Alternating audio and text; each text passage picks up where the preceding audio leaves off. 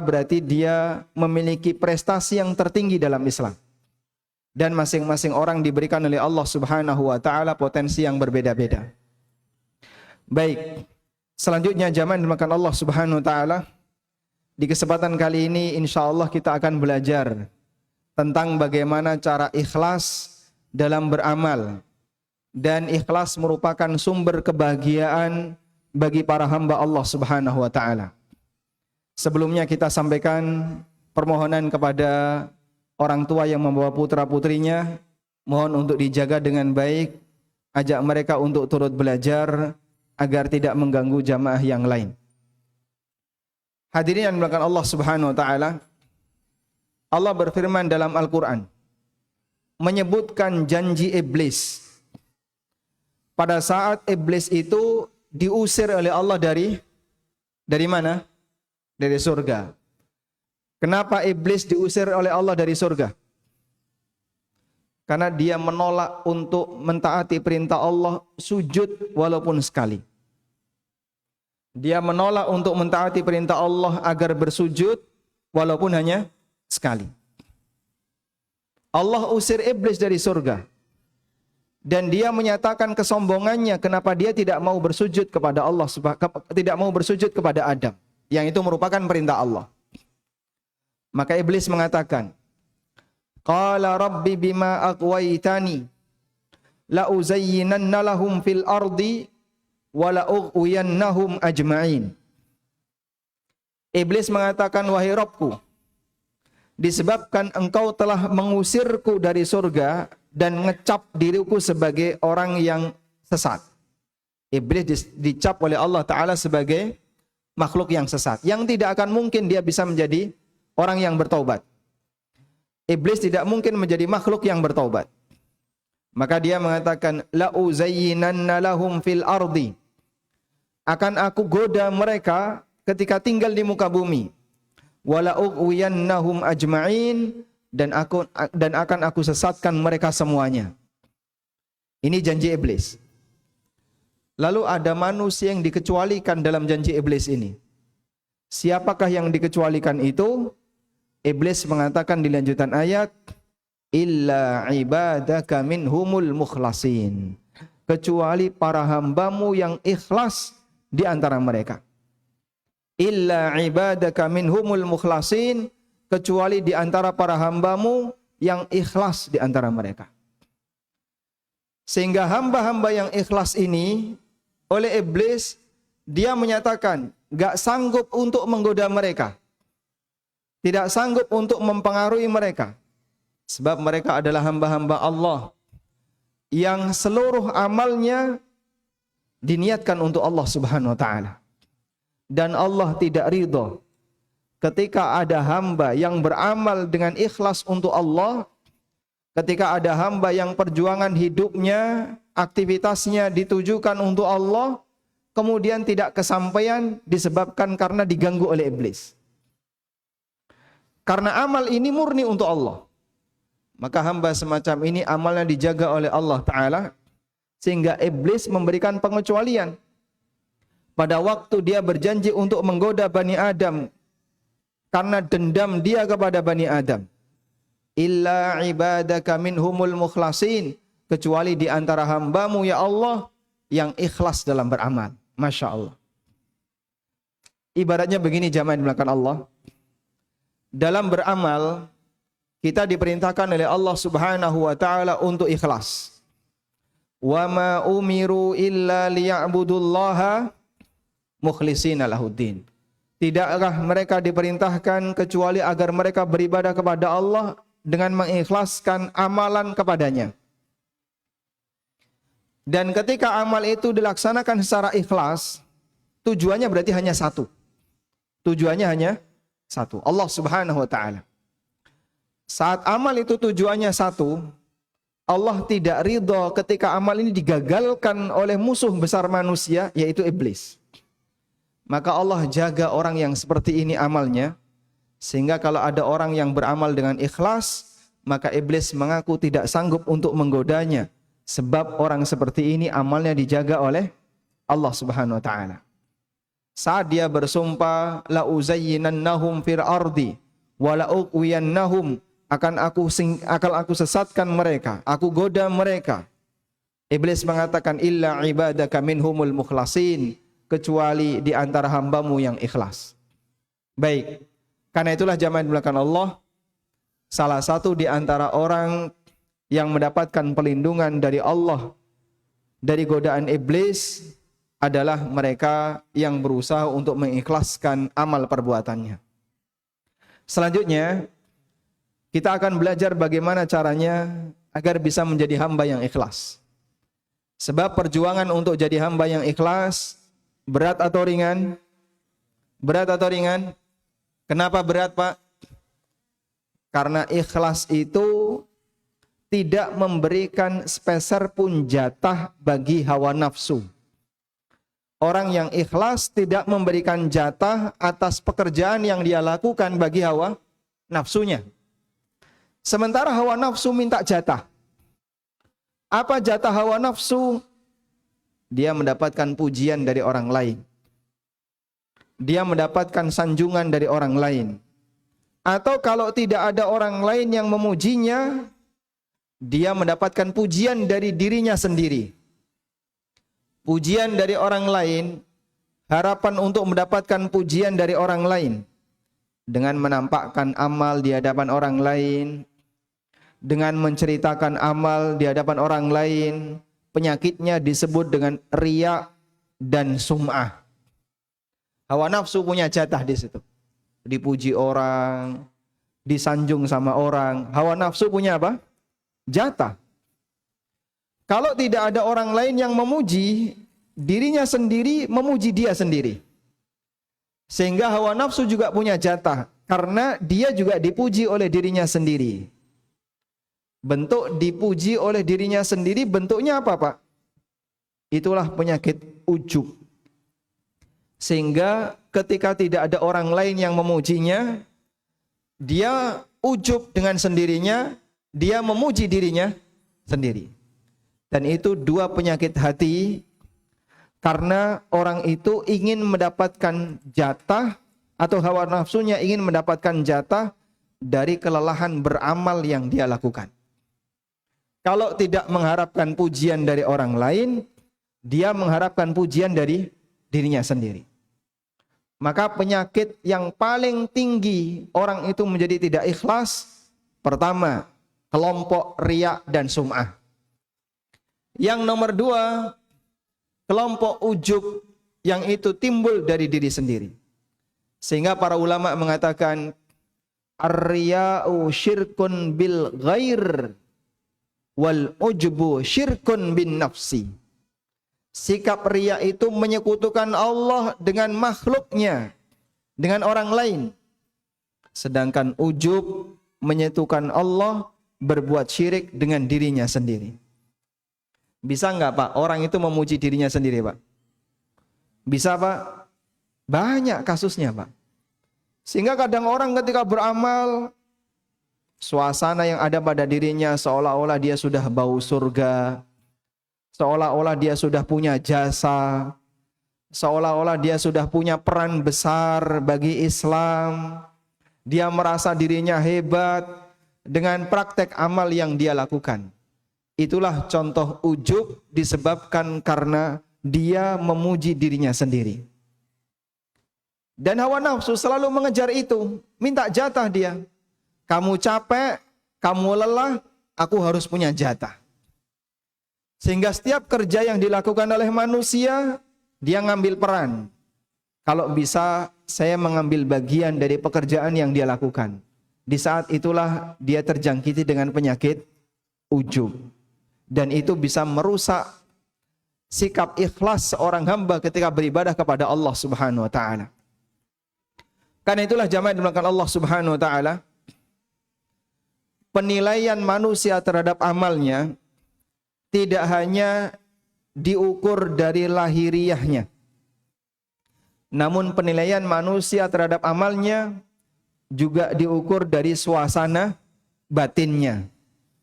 Dalam hadis riwayat Muslim, Nabi sallallahu alaihi wasallam bersabda, Innallaha la yanzuru ila suwarikum wa la yanzuru ila ajsadikum.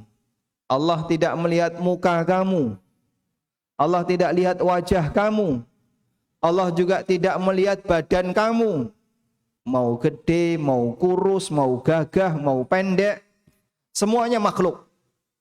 Walakin yanzuru ila qulubikum wa a'malikum.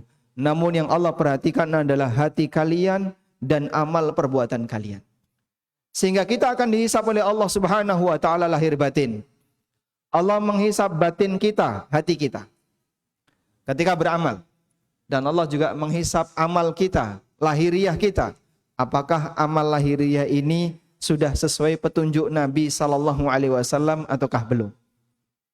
Maka perjuangan kita dalam beramal, Bapak Ibu yang kami hormati, di dua posisi ini. Perbaikilah lahir batin ketika beramal. Memperbaiki lahir bagaimana caranya, Pak? Memperbaiki lahiriah bagaimana caranya? Kita berusaha untuk beramal sesuai bimbingan. Bagaimana cara Nabi sallallahu alaihi wasallam salat, kita tiru salat seperti itu. Bagaimana cara Rasulullah sallallahu alaihi wasallam beramal, kita berusaha meniru beliau untuk melakukan seperti itu. Itulah bentuk memperbaiki lahiriah. Dan seorang hamba bisa memperbaiki lahiriah dalam beramal kalau orangnya gelem sinau. Kalau orangnya mau belajar. Nek gak gelem sinau, gimana dia bisa ngerti? Carane wudu gak ngerti, carane tayamum gak ngerti, mandi junub ora ngerti. Anake telu ora ngerti mandi junub. Tahu junub ora, Pak? Ngerti, junub ngerti, mandi junub gak ngerti. Subhanallah. Sebabnya apa? Dia gak pernah belajar. Dan masih banyak kaum muslimin yang gak ngerti fikih dasar dalam kehidupan dia sehari-hari. Akhirnya amalnya rusak, dia tidak bisa beramal dengan baik karena dia tidak pernah belajar dan sinau masalah agama. Bersyukurlah teman-teman yang berada di belakang, pojok sebelah kanan atau pojok sebelah kiri. Masya Allah. Berapa kali Pak belajar dalam sehari, Pak? Kalau pas ada kajian di Masjid Siti Khadijah, itu pun karena dipaksa sama atasannya. Alhamdulillah masih dipaksa. Coba kalau dibiarin liar. Karena tidak banyak orang mau belajar agama. Dan kadang dia belajar latar belakangnya sebab ini jadi aturan. Berarti atasan Anda masih punya peran dalam pendidikan. Sadar akan pendidikan agama itu bagian dari upaya memperbaiki keadaan umat di sekitar kita. Ini bentuk memperbaiki lahiriah. Lalu perjuangan berikutnya adalah memperbaiki batin. Bisa jadi ini lebih berat daripada yang pertama. Karena penyakit batin bisa masuk kepada setiap hamba. Baik dia orang awam sampai pun ulama. Sehingga ada ulama yang Masya Allah, mungkin dia punya pengaruh besar di masyarakat. Punya pengaruh hebat di masyarakat. Tapi bisa jadi batinnya rusak disebabkan terlalu banyak pujian yang datang kepadanya.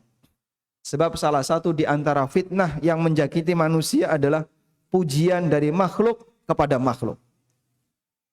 Anda bisa perhatikan, ada sebagian ulama kibar yang kadang dia mengalami hasad disebabkan kurang pamor, kalah pamor dibandingkan ulama yang lain. Sehingga jadinya pada waktu dia mengajar bisa jadi diiringi dengan rasa ujub, bisa jadi diiringi dengan rasa riya. Subhanallah. Mohon diperhatikan, perjuangan para ulama untuk melawan riya mungkin lebih berat dibandingkan perjuangan masyarakat awam dalam melawan riya. Sebab dia tampil di permukaan. Sebab dia dilihat banyak orang. Sebab dia dipandang oleh masyarakat. Sehingga tertuju semuanya kepadanya. Dia harus menjaga A, menjaga B. Sehingga secara umum jamaah, amal muta'addi lebih berat dalam perjuangannya untuk ikhlas daripada amal qasir. Jadi amal itu ada dua. Dilihat dari pengaruhnya kepada lingkungan. Ada amal yang disebut dengan amal muta'addi. Amal muta'addi ini kuno apa Pak? Amal muta'addi adalah amal di mana orang lain bisa mendapatkan pengaruh secara langsung. Amal di mana orang lain bisa mendapatkan pengaruh secara langsung. Contohnya apa Mas? Sedekah, menyumbang masjid, orang memberikan sesuatu kepada orang lain. Amal seperti ini disebut dengan amal apa? Muta'addi. Dan ada amal qasir. Amal qasir adalah amal yang pengaruhnya hanya untuk dirinya sendiri. Orang lain nggak punya pengaruh. Tidak mendapatkan pengaruh secara langsung. Contohnya membaca Al-Quran, orang sholat, puasa. Itu kan orang lain tidak mendapatkan manfaat secara langsung. Amal seperti ini disebut dengan amal qasir. Baik. Secara umum, amal muta'addi lebih berat tantangannya untuk ikhlas dibandingkan amal qasir. Sebab orang lain memandang dia, ada pengaruh langsung dari orang lain.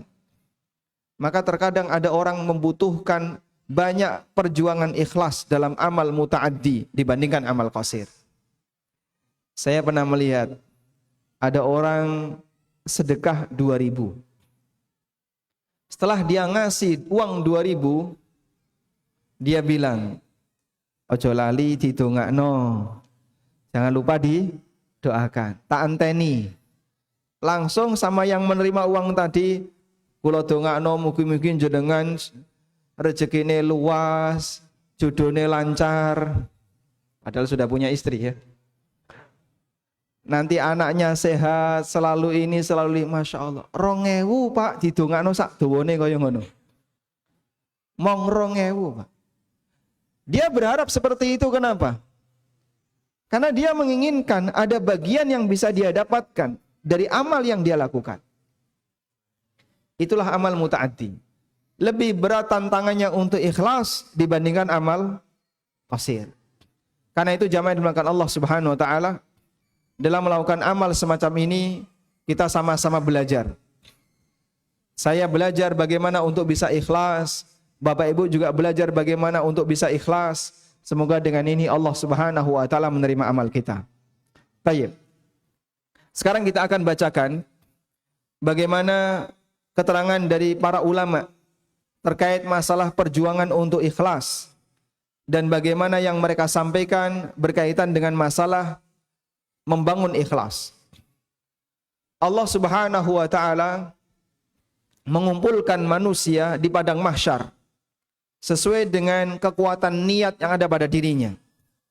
Dalam hadis dari Abu Hurairah radhiyallahu anhu, Nabi sallallahu alaihi wasallam bersabda, "Innama yub'atsun nasu ala niyatihim." Innama yub'atsun nasu ala niyatihim. Manusia dibangkitkan oleh Allah sesuai dengan niatnya pada saat dia beramal di hadapan Allah Subhanahu wa taala. Sehingga ada yang dibangkitkan sebagai orang yang ria, ada yang dibangkitkan sebagai orang yang pelakunya A, pelakunya B sesuai dengan niatnya. Manusia akan dibangkitkan oleh Allah sesuai dengan niatnya. Maka nanti al-muraun, orang-orang yang ria, diperintahkan oleh Allah Subhanahu wa taala, silahkan kalian datangi makhluk yang dulu kalian berharap untuk mendapatkan pujian darinya. Maka ada yang datang ke temannya, ada yang datang ke A, ada yang datang ke B, minta kepada mereka pahala dari mereka. Apakah bisa ngasih, Pak? Di yaumil akhir siapapun tidak akan bisa memberikan pahala kecuali Allah Subhanahu wa taala. Sebagaimana siapapun tidak akan bisa mengampuni dosa kecuali Allah Subhanahu wa taala. Orang-orang yang riya diperintahkan, silakan kau minta pahala dari orang yang dulu kau harapkan pujiannya. Mau datang ke siapa? Mau datang ke calon mertuanya? Mau datang kepada orang yang dia anggap sebagai orang terpandang? Enggak bakalan ada yang bisa memberikan pahala di hari kiamat. Sebab semuanya milik Allah Subhanahu wa taala. Karena itu Nabi SAW mengingatkan, innama yub'atsun nasu ala niyatihim. Manusia akan dibangkitkan oleh Allah Subhanahu wa taala sesuai dengan niat mereka. Tayyib. Kemudian jamaah yang dimuliakan Allah Subhanahu wa taala, dalam mengatur niat ini sesuatu yang sangat berat. Sampai dulu para ulama menganggap bahwa cara belajar yang paling berat adalah belajar mengatur niat. Ada seorang ulama yang bernama Yahya bin Abi Katsir. Siapa namanya? Yahya bin Abi Katsir. Beliau rahimahullah pernah mengatakan, ta'allamun niyyah fa innaha ablaghu minal amal. Belajarlah bagaimana cara niat yang benar. Karena niat yang benar itu lebih hebat dibandingkan amal itu sendiri. Karena bisa jadi ada orang yang amalnya nggak sampai, tapi karena niatnya yang kuat, dia tetap dapat pahala. Bisa jadi ada orang yang amalnya nggak sampai, tapi karena niatnya yang kuat, dia tetap dapat pahala. Contohnya seperti apa, Pak? Ada orang yang Masya Allah, dia punya kebiasaan sholat ke masjid, berjamaah, kadang ikut kajian, dan seterusnya. Sampai akhirnya fisiknya sudah mulai lemah disebabkan usia. Akhirnya bapak ini tidak sanggup lagi untuk datang ke masjid, karena fisiknya nggak sanggup untuk berangkat ke masjid. Tapi dia masih punya semangat besar untuk sholat jamaah. Dapat pahala atau tidak? Dapat pahala. Makanya Allah sebutkan dalam Al-Quran, illal ladzina amanu wa amilus salihati falahum ajrun ghairu mamnun.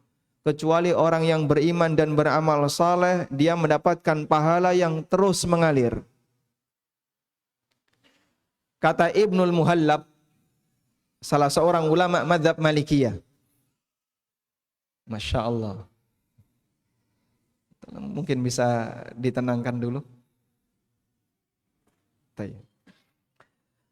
Kata Ibnul Muhallab, seorang ulama bermadzhab Malikiyah, ayat ini menjadi kabar gembira bagi kaum muslimin, di mana Allah Subhanahu wa taala memberikan kepada mereka pahala yang terus mengalir. Kapan itu terjadi? Bagi mereka yang punya kebiasaan amal soleh di saat fisiknya masih kuat, lalu hingga pada waktunya dia sudah tidak lagi mampu melakukannya karena badan termakan usia. Namanya fisik, Pak, makin tua, makin kuat atau makin lemah? Makin lemah. Karena fisiknya termakan usia, makin lemah. Sehingga dia sudah tidak lagi mampu untuk melakukan berbagai macam amal soleh yang menjadi kebiasaan dia waktu masih kuat. Allah tetap akan memberikan pahala kepadanya sesuai dengan kebiasaan dia pada waktu dia masih sanggup melakukannya. Masya Allah. Ingat, catat bagian ini. Sesuai kebiasaan dia saat dia masih bisa melakukannya. Sehingga kalau teman-teman, bapak-bapak yang saat ini masih kuat, rajin berangkat sholat 5 waktu ke masjid. Kalau Anda jaga terus seperti itu, sampai akhirnya kita sudah tidak lagi mampu melangkahkan kaki kita menuju masjid, sehingga kita hanya tidur di rumah atau duduk di rumah, sholat di rumah, disebabkan karena kondisi kesehatan. Pahala itu terus mengalir, Pak. Pahala terus mengalir. Anda punya kebiasaan baik dari maghrib sampai isya. Biasanya teman-teman, terutama mohon maaf ya, bapak-bapak tukang, antara maghrib sampai isya ngapain, Pak? Dolanan HP. Kalau enggak dolanan HP, golek panganan. Nek gak golek panganan, tetek karo koncone. Intinya aktivitas yang mungkin sama sekali tidak produktif. Anda beristirahat. Coba ketika suasana seperti ini, Bapak duduk dari maghrib sampai isya di masjid. Maghrib sampai isya di masjid, kegiatannya apa? Nunggu sholat. Nunggu sholat. Selesai ibadah, nunggu ibadah. Sehingga di rentang ini, mungkin nggak dia melakukan maksiat? Mungkin tidak dia melakukan maksiat? Tidak. Kenapa tidak? Sebab dia berada di rumah Allah. Suasana batinnya lebih terjaga. Beda kalau di luar. Mungkin ngeklik YouTube yang isinya dangdutan. Itu kalau di luar, Pak, ya. Hiburan, seliwar-seliwar datang ke HP-nya. Gatel ini tangan kalau nggak nyentuh itu. Klik, klik, nonton. Begitu ya. Di masjid berani nggak kayak gitu? Makanya dulu para ulama mengatakan, kunna nahfadhu a'malana bil masajid. Sebagaimana kata Imam Ahmad, kami dulu menjaga amal kami dengan cara banyak berdiam di masjid. Karena potensi orang ketika di masjid untuk berbuat maksiat sangat kecil. Antara di pasar dengan di masjid, lebih banyak auratnya di mana, Pak? Di mana, Pak? Di pasar aurat tercecer di mana-mana. Di jalanan aurat berserakan. Kalau di masjid, yang Anda lihat Al-Quran, yang Anda lihat orang yang sedang salat, itulah orang yang sedang menjaga hatinya agar dia tidak berbuat maksiat. Tayyib. Kalau Bapak melakukan seperti ini, dan itu rutin, ada satu waktu di mana kita akan berhenti. Kita tidak mampu lagi melakukannya disebabkan karena keterbatasan fisik. Namun Allah tetap ngasih pahala sesuai dengan kebiasaan sebelumnya. Karena orang ini tidak bisa melakukannya bukan karena malas. Orang ini tidak melakukannya karena apa? Karena apa? Karena fisiknya tidak mendukungnya. Subhanallah. Karena itu jamaah yang dimuliakan Allah, mumpung Syekh kuat, mumpung masih kuat untuk sholat jamaah di masjid, masih kuat untuk puasa sunnah, masih kuat untuk tahajud, masih kuat untuk A, B, C, pertahankan amal itu. Semoga nantinya kalau misalnya Allah Subhanahu wa taala mencabut kemampuan kita, Allah tetap memberikan pahala bagi kita. Wallahu a'lam. Adzan lanjut atau salat? Tayyib. Kita akan dengarkan adzan Isya terlebih dahulu, kemudian kita lanjutkan kajian. Salatnya kita tunda, tidak apa-apa ya, Pak ya? Insya Allah pahalanya lebih banyak ya. Insya Allah. Sudah capek belum, Pak? Belum lapar kan? Anda belum makan? Sama ya. Maka tenang karena nasib kita sama. Wassallallahu ala nabiyyina Muhammadin wa ala alihi wa sahbihi wasallam.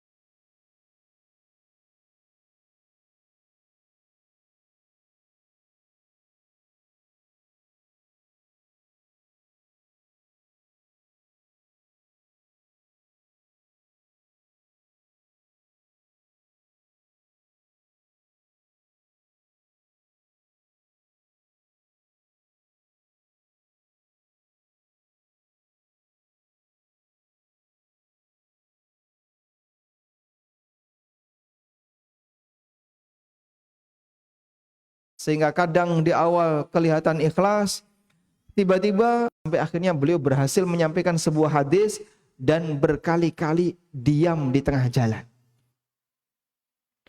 Lalu beliau mengatakan, haditsun wahid yahtaju ila islahin